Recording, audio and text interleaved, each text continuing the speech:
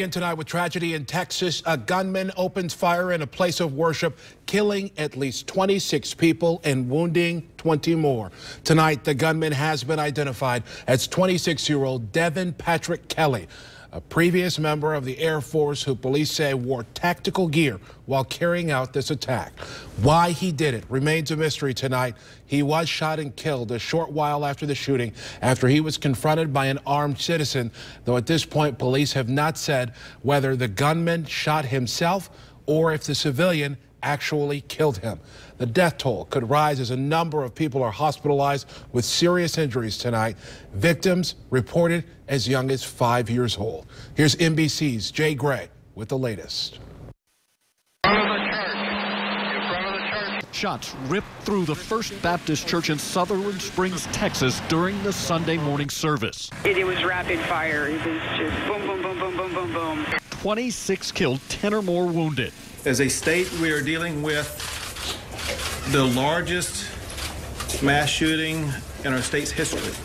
The victims range in age from 5 to 72 years old and include the 14-year-old daughter of the pastor, Annabelle Pomeroy. Her parents were out of town at the time of the attack. Investigators say it was 26-year-old Devin Patrick Kelly who burst through the front doors of the chapel and opened fire. He was dressed in all black tactical type gear and was wearing a ballistic vest. Spraying the congregation with multiple rounds before turning to leave. As he exited the church, a local resident grabbed his rifle and engaged that suspect. The suspect dropped his rifle, which was a Ruger AR assault type rifle, and fled from the church. Chased by that resident and police, Kelly crashed his vehicle just across the county line. And was found deceased in his vehicle. At this time, we don't know if it was a self-inflicted gunshot wound or if he was shot by our local resident who engaged him in gunfire. Records indicate Kelly spent time in the Air Force. His uncle calls him a coward, responding to the massacre, telling NBC News, "I never in a million years could have believed Devin could be capable of this kind of thing. I am numb.